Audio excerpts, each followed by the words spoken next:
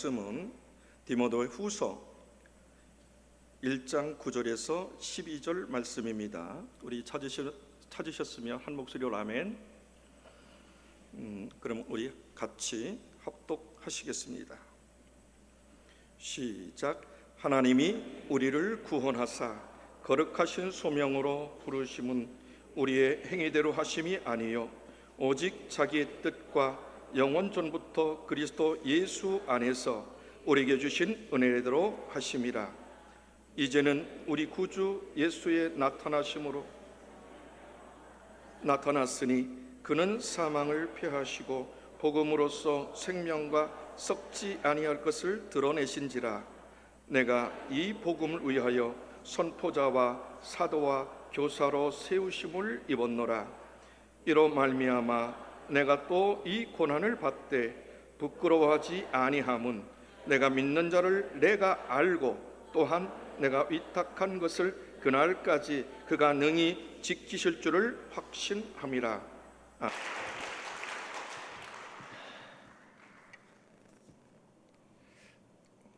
오늘도 여러분 이렇게 또 저녁 시간에 함께 만나서 반갑습니다. 세상에서의 첫날보다도 주님의 전에 문지기로 있는 것이 좋다는 시인의 고백처럼, 그죠? 하루 종일 새벽부터 늦은 시간까지 이렇게 또 주님 전에 나와서 함께 예배하는 여러분들 참 아름답고 귀합니다. 주님의 은혜가 함께 하시기를 바라고, 또 우리 오늘은 의미 깊은 날이죠. 우리 양원교회가 설립된 지 44주년 5주년 되는 날이고, 나아가서 또 3월의 첫 주일을 맞이하면서 이 한 달 동안도 여러분들 가운데 주님의 은혜가 늘 함께 하시고, 선한 목자 되신 우리 주님께서 손잡아 주시고, 여러분들 지팡이와 막대기로 안위하시고, 여러분들의 삶을 푸른 초장 쉴만한 물가로 인도하시는 주님의 귀한 은혜와 축복이 함께 하시기를 축원합니다. 어린아이가 주일날 교회에 장난감 총을 가지고 왔어요. 목사님이 한참 설교를 하는 중에 그만 이 아이가 실수를 해서 장난감 총을 빵 쐈어요. 방아쇠를 당기자 빵 하고 총이 터지자 모든 성도들이 기겁을 해가지고 모두가 다 그냥 바닥에 엎드리더니 살려달라고 기도하기 시작했어요. 아이고, 이 당황한 꼬마의 엄마는 꼬마를 데리고 막 도망을 치는데 문 밖에서 한 할아버지가 이렇게 말씀하셨어요. 괜찮아요. 난 사람들이 오늘처럼 저렇게 간절하게 기도한 거 본 지 오래됐습니다. 대개 아들은 목사님이 10년 동안 한 것보다 더 큰 일 했네요.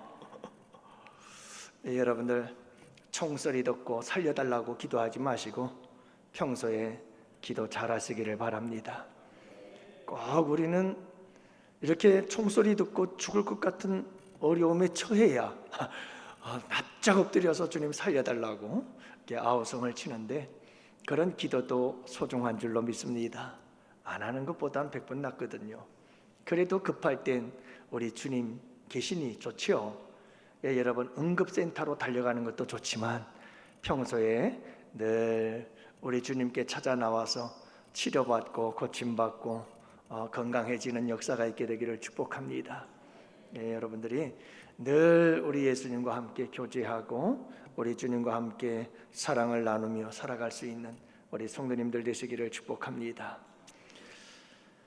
오늘 본문의 말씀은 이 거룩한 소명으로 부르심을 받은 자들에 대해서 이야기를 하고 있죠. 그래서 9절 말씀에 보니까 하나님이 우리를 구원하사 거룩하신 소명으로 부르심은 이라고 말씀하셔요. 그러니까 여러분 사도 바울이 이렇게 데살로니가 교회 성도들을 디모데에게 에베소 교회를 다스리고 있고 목회하고 있는 디모데에게 그런 말씀을 하는 거예요. 우리 모두는 다 어떤 존재들이다? 여러분 거룩한 소명으로 부르심을 받은 자들이다, 이렇게 이야기를 하고 있는 거죠. 그래요 여러분, 내가 누구인지를 잘 알아야 우리는 바른 신앙생활을 잘 할 수가 있어요. 그래서 오늘 말씀에도 보면 사도 바울은 너도 나도 우리 모두가 다 거룩한 소명자라고 말하고 있는 거예요. 소명을 받은 자인데 그냥 평범한 소명자가 아니라 거룩한 소명자다, 이렇게 말씀하고 있어요. 여러분 도대체 왜 우리를 이 거룩한 소명자라고 부르는 걸까? 소명자, 거룩한 소명자란 무엇일까? 어떻게 우리가 이 거룩한 소명예로 부름을 받은 걸까? 하는 것을 본문에서 기록하고 있는데 첫 번째가 뭐냐 하면 거룩한 소명자로 부름받은 자에게 전제되는 게 있어요. 이게 없으면 절대로 거룩한 소명으로 부름받은 자가 될 수가 없어요. 이건 가장 기본적인 베이스고 이건 반드시 전제가 되어야만 하는 한 가지 사실이 있는데 그게 뭐냐 하면 9절 말씀에 보니까 하나님이 우리를 구원하사 거룩하신 소명으로 부르셨다. 그러니까 구원과 소명은 이건 뗄래야 뗄 수가 없는 거예요. 구원을 받았기 때문에 소명으로 부름을 받는 거예요. 구원을 받지 않은 자는 절대로 소명, 거룩한 소명으로 부름받은 자가 될 수가 없다는 것을 말씀해 주고 있는 거죠. 여러분 큐티 시간에 어떤 분이 이런 얘기를 합니다. 아니 가룟 유다는 왜 후회하고 회개는 하지 않았을까라고 물읍니다. 여러분 가룟 유다는 왜 후회하고 회개는 하지 않았을까요? 가룟 유다는 회개하지 않았어요. 그냥 후회했죠. 반성이었죠. 아, 내가 잘못했다. 그리고는 가가지고 자기 스스로 목매달아 죽었어요. 그러니까 여러분 이건 회개가 아니고 반성이요 후회였던 거죠. 왜 그랬을까요? 이유는 간단해요. 가룟 유다는 예수님을 구주로 믿지 않았어요. 그러니까 여러분 이 가룟 유다는 예수님이 나의 구주가 되신, 그래서 예수님을 믿는 믿음 안에서 구원받은 자가 아니었던 거예요. 여러분 예수님을 믿지 않으면 구원을 받지 않은 사람들은 회개할 수 없어요. 무엇 할 수는 있어요? 자기 잘못을 깨달을 수 있고 자기 잘못을 반성할 수 있고 자기 잘못에 대하여 후회할 수는 있어요. 그런데 회개는 할 수가 없는 거예요. 여러분 예수님을 믿는 사람들은 자기의 죄를 깨닫고 회개해요. 회개는 하나님과 나와의 관계 속에서만 가능한 거예요. 그래서 하나님 앞에 하나님 내가 이런 죄를 지었어요 하고 자백하고 주님 예수님의 십자가 보혈로 용서하여 주옵소서 하고 기도하고 그리고 주님 다시는 이 죄를 짓지 않겠습니다. 도와주시고 성령님 역사해 주시옵소서라고 결단할 때 그것이 회개가 되는 줄로 믿습니다. 그래서 회개라고 하는 것은 하나님과 나와의 관계이기 때문에 구원받은 자만 회개하지 구원받지 못한 자는 절대로 회개가 나올 수가 없어요. 왜? 그 하나님과 나와의 관계가 형성이 되어 있지 않기 때문에 그렇습니다. 그래서 여러분 베드로와 가룟 유다의 차이는 예수님을 구주로 믿고 안 믿고의 차이였어요. 베드로가 가룟 유다보다 나은 게 있었나요? 없어요. 아니 가룟 유다도 여러분 예수님께 은 30에 팔아버렸지만 베드로는요 예수님 모른다고 3번 부인하고 저주까지 했잖아요. 별반 다를 게 뭐가 있겠어요. 그렇지만 가룟 유다는 반성을 했을지 모르지만 후회를 했을지 모르죠. 그러나 여러분 베드로는 회개를 했습니다. 통곡하며 주님 앞에 그 잘못을 뉘우치고 돌아온 거죠. 하나님과의 관계 속에서 그는 죄를 자백하고 깨닫고 돌아서서 하나님께로 온 거예요. 이런 관계 형성이 참된 회개를 이루게 만드는 줄로 믿으시기를 바랍니다. 우리가 예수를 믿는다고 하면서 많은 사람들이 이 가룟 유다와 같은 반성, 가룟 유다와 같은 우리의 죄에 대한 후회, 이런 것이 회개라고 생각하기 쉬워요. 여러분들 이거 잘 구분해야 됩니다. 얼마든지 우리가 죄를 스스로 깨달을 수 있어요. 그리고 그것에 대해서 안타까워하고 반성할 수 있고 내가 왜 그랬을까 하고 후회할 수 있어요. 하지만 그게 회개라고 생각하지 마세요. 회개는 내가 믿는 그분 하나님과 나와의 관계 속에서 정말 애통하는 마음으로 주님, 내가 이런 잘못을 저질렀어요. 용서해 주세요. 그 용서에 대한 예수 그리스도의 십자가의 보혈의 은혜와 그 사랑과 그 공로를 의지하고 그 세에서 자유함을 얻으며 다시는 이 죄를 짓지 않기 위한 강력한 결단과 함께 내 힘으로 부족하오니 성령을 부어주시고 주님 내 손잡아 주셔서 도와 주시옵소서 하는 이 간절한 결단의 역사가 함께 일어나서 여러분, 이게 진정한 회개의 역사가 일어나게 되는 줄 믿습니다. 그래서 우리에게 참 중요한 게 뭐냐면 주님과 나와의 만남, 이 관계가 믿음이고 신앙이라는 것을 여러분들이 잊지 마시기를 바랍니다. 여러분, 우리에게 정말 중요한 것은 뭐냐면 이렇게 주님을 만나야 돼요. 구원을 받아야 돼요. 구원을 받지 않으면 소명으로 이어지질 않아요. 구원을 받은 자만이 소명으로 이어져요. 그래서 거룩한 소명으로 부름받은 자가 될 수가 있다는 것이죠. 오늘 여러분들 딱 맛있게 드셨어요? 맛있는 떡이었죠? 네, 떡이 참 맛있는 떡이었어요. 감사하죠. 여러분, 새 가족들이 이제 막 신앙생활을 하기 시작하고 한동안 몇 년 동안 방학했다가 이제 예수 믿고 그렇게 해서 이제 신앙생활 다시 시작하겠다고, 그래서 7주간의 양육을 받고 그리고 나서 수료식을 마친 이 새 가족들이 뭔 또 그런 생각을 했을까요? 그래서 아이고 제가 얘기를 했어요. 아이고 오늘 떡 너무 맛있게 잘 먹었어요 하고 새 가족 한 분에게 인사를 드렸더니 어떻게 이런 생각을 했어요? 하고 제가 계단을 내려가면서 물었더니 그분이 하는 말이 그래요. 목사님, 내가 받은 은혜가 크잖아요. 내가 받은 은혜가 큰데, 내가 많은 은혜를 받았는데 이걸 어떻게 갚을까 생각하다 보니 사랑의 떡을 좀 나누자. 그래서 여러분 7분이 서로 십시일반해서 이렇게 아름다운 섬김을 이루게 된 줄로 믿어요. 여러분, 내가 받은 은혜를 알면 받은 은혜를 보답하고 싶은 거예요.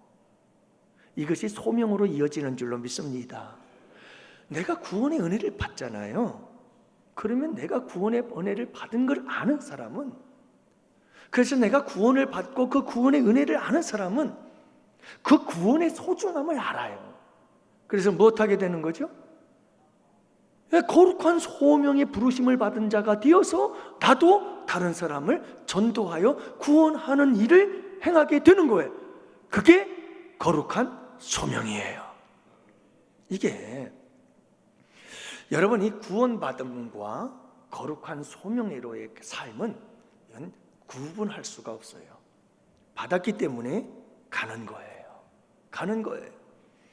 그래서 우리 집사님 한 분, 어떤 분께서 그런 말씀을 했어요.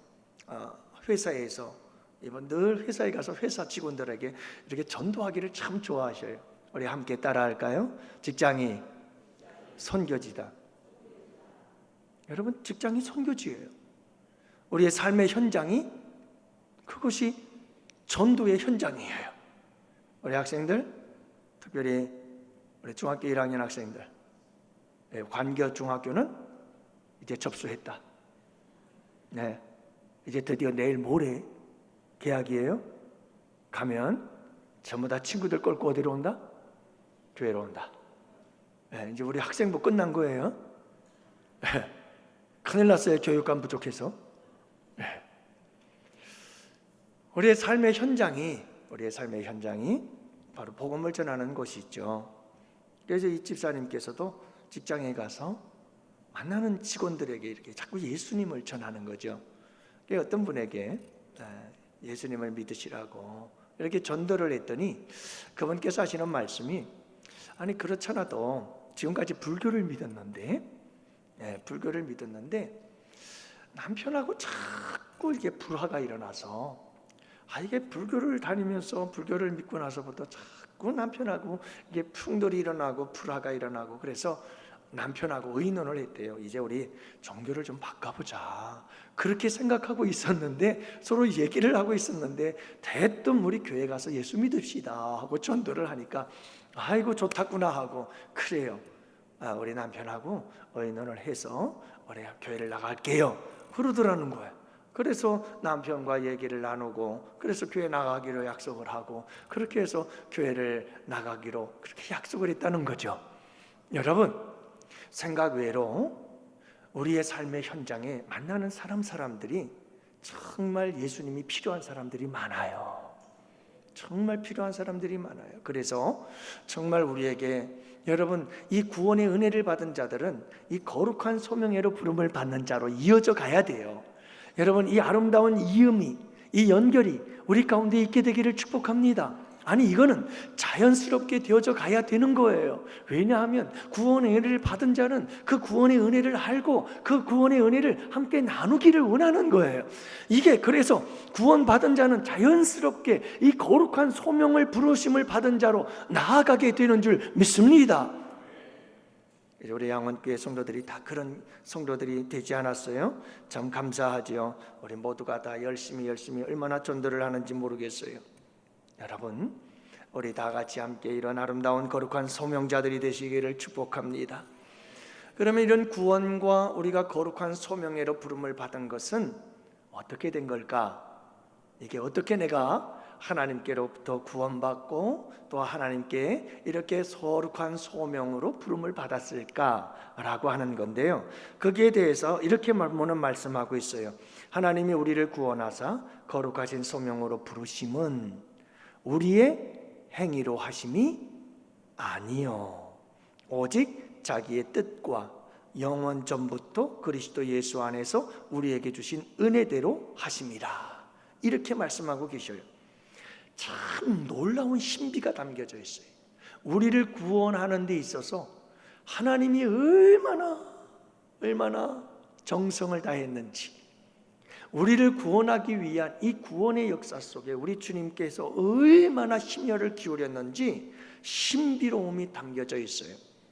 오직 자기의 뜻대로 선택하신 거예요.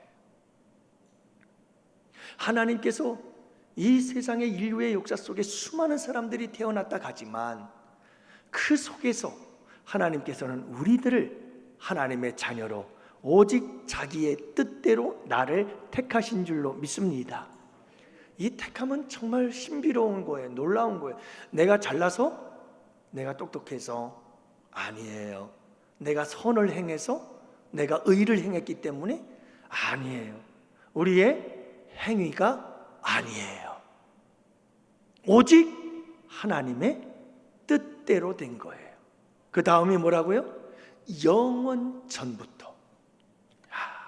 참, 여러분, 하나님께서 나를 택하시고 선택하셔서 구원하시고 소명회로, 거룩한 소명자로 부르시기 위한 일은 언제부터 됐다고요? 영원 전부터 됐다니까요. 영원 전부터. 놀라운 일이에요. 그때부터 주님은 나를 알고 계셨다? 모르고 계셨다? 이런 놀라운 일이 어디 있어요? 그래서 우리 하나님은 전지하다고 하는 거예요. 전지하신 분이셔요. 모든 걸 아시는 거예요. 여러분, 영원 전부터, 여러분 삭개오가 참 놀랐잖아요. 예수님을 만나기 위해서 뽕나무 올라갔어요.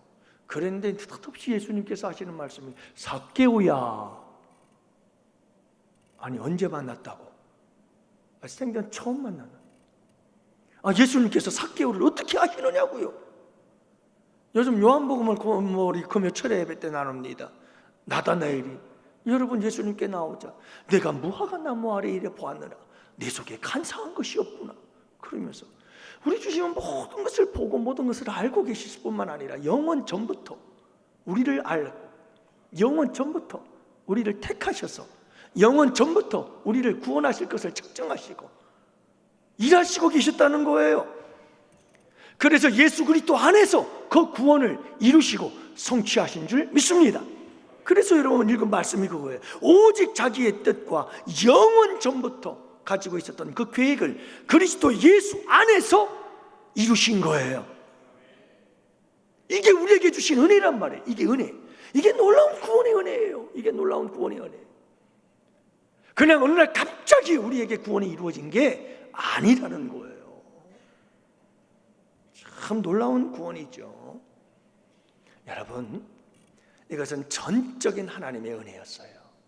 하나님의 뜻대로 하나님께서 계획하시고, 하나님께서 준비하시고, 하나님께서 진행하시고, 마침내 예수 그리스도를 통해서 이루시고, 그리고 우리를 택하셔서 부르신 거예요. 이 시대에. 그래서 하나님의 자녀를 삼아 주셨다. 완전히 주님께서 하신 일이에요. 그렇기 때문에 우리에게 이 구원에 대하여 자랑할 것이 있다 없다? 자랑할 것이 없어요. 우리는 자랑할 것이 없어요. 그냥 주님이 주시는 이 구원의 선물을 주님 고맙습니다 하고 받았을 뿐이에요. 그래서 여러분, 오늘 말씀해 보면 특히로 에베소서 2장 8절과 9절은 이렇게 말씀하고 있어요. 잘 들어보세요. 너희는 그 은혜에 의하여 믿음으로 말미암아 구원을 받았으니 이것은 너희에게서 난 것이 아니요 하나님의 선물이라.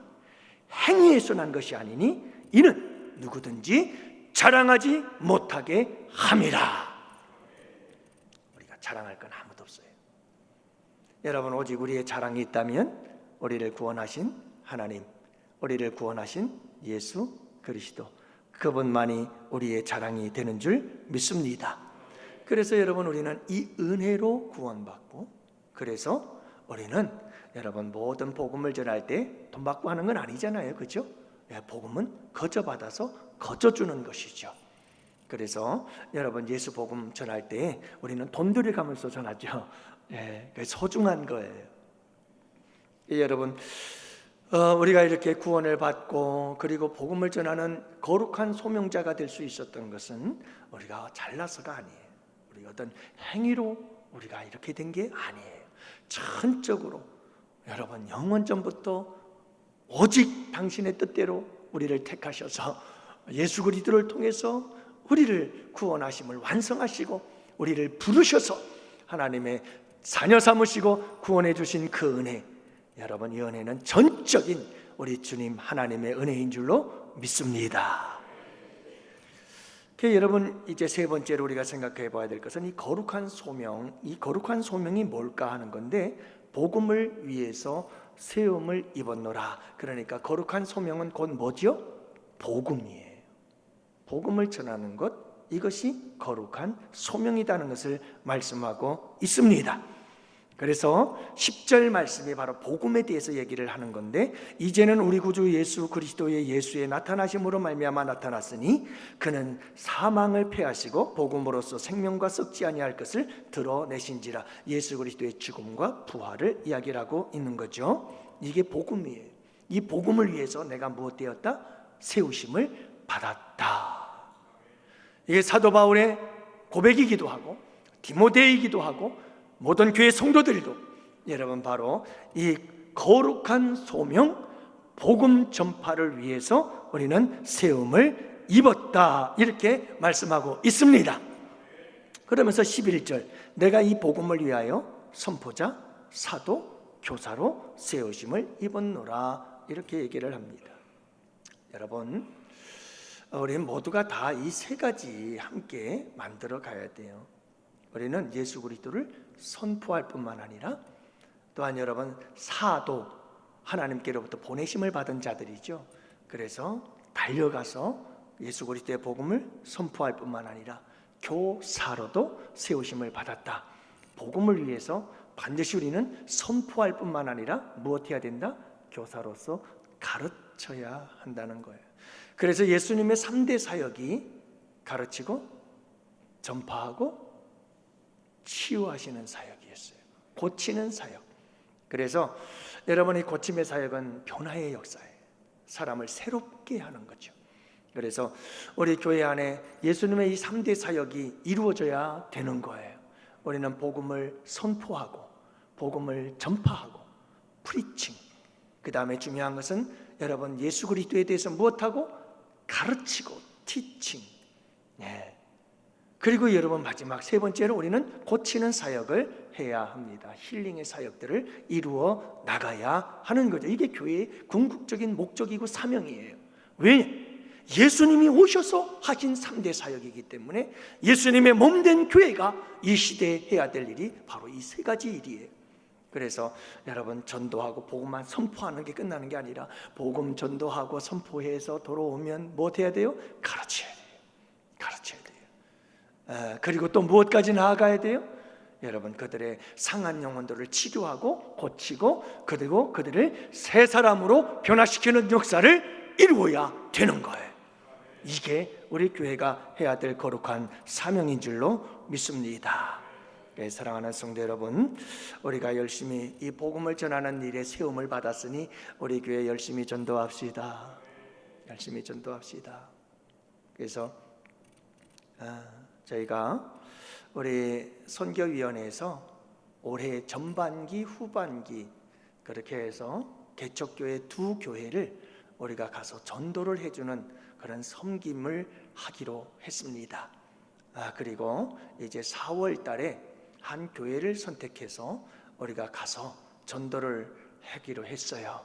그런데 일단은 여러분 가는 그 개척교회의 이름으로 우리가 전도지를 다 제작해서 만들게 됩니다. 주문하고 그렇게 해서 우리가 전도지를 가지고 가게 되고요. 우리 주방팀은 우리 교회에서 식사를 준비합니다. 그리고 중보 기도팀과 우리 전도팀은 차를 타고 그 개척교회 가서 개척교회에서 중보팀은 기도하고 그 교회의 부흥을 위해서 영혼 구원의 역사들을 위해서 기도하고 그리고 전도팀들은 그 주변 일대를 쫙 조별로 흩어져서 9개 조가 그 주변을 싹 복음으로 예수 그리스도의 피 묻은 복음으로 싹 물들이고 오는 겁니다. 그렇게 하고 그 개척교회에 다 같이 함께 모여서 다시 전도 보고를 한 후에 차를 타고 싹 우리 교회로 와서 우리 교회에서 점심 식사를 하도록 합니다. 그래서 개척교회에 전혀 부담을 주지 않고 우리가 아름다운 섬김을 하려고 합니다. 여러분 우리 전도팀 어떻게 선교위원회에서 목사님이 교회를 정해주시면 저희가 가겠습니다. 정해주세요. 이제 준비를 해야 되겠습니다. 그러더라고요. 그래서 지나간 한 주 동안 기도했습니다. 하나님 어떤 교회를 가야 할까요? 우리 양원교회 시찰, 우리 양원교회에 또 속한 시찰과 그리고 노회 다 이렇게 생각해 보면서 하나님께 기도하던 중에 우리 주님께서 한 교회를 자꾸 생각나게 하시고 내 마음속에 자꾸 그 교회가 떠오르게 하시더라고요. 그래서 바로 전화를 연락을 드렸습니다. 그리고 결정을 했어요. 우리 손기성 목사님 채우는 교회, 우리 교회에서 그렇게 협력하고 또 우리 교회에서 봉사하고 섬기다가 나가신 우리 손 목사님 채우는 교회에 가서 우리가 복음을 전해주는 것이 굉장히 소중하고 중요하겠다 하는 마음에 감동을 주셔서 여러분 우리의 모든 이런저런 모든 사적인 감정 모든 것 다 복음을 위해서 내려놓아야 돼요. 내려놓고 주님이 기뻐하시는 일이라면 어디든 달려가서 예수 그리스도의 복음을 전하는 것, 이것이 여러분 거룩한 소명을 받은 자들로 여러분 합당한 삶인 줄을 믿으시기를 바랍니다. 장소를 불문하고 대상을 불문하고 어디든 가라면 가서 우리가 예수 그리스도의 복음을 전하는 것이 거룩한 우리의 사명인 줄로 믿습니다. 마지막 한 가지만 말씀드리고 빨리 마치겠어요. 마지막으로 한 가지 더 말씀드리면 여러분 사도 바울은 이렇게 복음을 위하여 세움을 받고 거룩한 소명으로 부름받은 자로서 절대로 부끄러워하지 않았어요. 복음을 부끄러워하지 아니하였어요. I am not ashamed라고 하는데요, 나는 복음을 부끄러워하지 아니하노라 하는 거예요. 이 말은 굉장한 강조예요. 나는 복음을 자랑스럽게 여기노라 하는 말이거든요. 여러분들 복음을 부끄러워하면서 복음 전하는 거 부끄러워하지 마세요. 그게 부끄러운 거예요. 그게 부끄러운 거예요. 우리는 어디를 가서 무엇을 하든 누구에게든 당당하게 여러분 예수님을 소개할 수 있는, 예수님을 대단히 자랑스럽게 여기는 이런 우리 성도들 되시기를 축복합니다. 그래서 여러분, 이로 말미암아 내가 또 이 고난을 받되 부끄러워하지 아니함은, 이렇게 12절에서 말씀하는데요. 여러분, 사도 바울이 그렇게 얘기를 하잖아요. 이로 말미암아, 복음으로 말미암아 내가 또 이 고난을 받되 부끄러워하지 아니한다. 그러니 너희도 부끄러워하지 말고 자랑스럽게 여겨라. 사도 바울은 지금 무슨 고난을 당하고 있었던 거죠? 여러분, 사도 바울은 로마 2차 감옥 투옥을 받고 있었던 상태예요.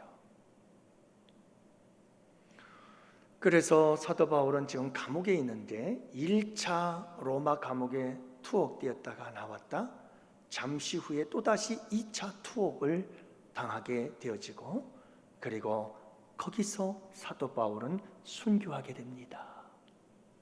그러니까 사도 바울의 죽음이 얼마 남지 않았다는 사실을 알고 있었던 때, 그래서 이름 디모데후서, 여러분 이 전후서는 사도 바울의 마지막 서신이라고 보면 돼요. 그런데 여러분, 이 상황 속에서 사도 바울은 뭐라고 말하느냐 하면, 여러분, 나는 내가 받는 이 복음 때문에 받는 이 고난을, 이 감옥 속에 갇혀서 1차, 2차 투옥이 되고 이 감옥 속에서 죽어가는 내 삶이 절대 부끄럽지 않아요. 이 말은 난 너무너무 자랑스러워요. 이런 고백이에요. 사랑하는 성도 여러분, 우리 모두 복음을 위해서 당하는 고난을 부끄러워하지 말고 자랑스럽게 여기는 우리 성도들이 되시기를 주님의 이름으로 축복합니다. 축복합니다. 그래서 여러분, 교회 안에서도 그렇고 전도할 때도 그렇고 뭘 할 때도 그렇고, 여러분 열심히 주님을 위해서 섬기다가 어렵고 힘든 일 당할 때 많죠. 그러나 그럴 때에 항상 우리가 잊지 말아야 될 것은 내 몸에 예수 그리스도의 흔적이 있음을 자랑스럽게 여기고, 복음을 위한 고난을 절대로 부끄럽게 여기지 않고 자랑스럽게 여기는 우리 성도들이 되시기를 축복해요. 정말 그랬으면 좋겠어요. 그래서 내가 늘 즐겨 부르는 찬송처럼, 존귀 영광 모든 권세 주님 홀로 받으소서, 멸시천대 십자가는 제가 지고 가오리다, 이름 없이 빛도 없이 감사하며 섬기리다, 이름 없이 빛도 없이 감사하며 섬기리다. 이걸 자랑스럽게 여기고 이를 기쁘게 여기며 여러분 나아갈 수 있는 우리 양원의 성도들, 이것이 거룩한 소명으로 부르심받은 아름다운 성도들의 모습이요 합당한 자의 모습인 줄 믿습니다. 선교주의를 맞이해서 우리 다 같이 함께 이런 아름다운 복음의 사명자들이 다 되실 수 있기를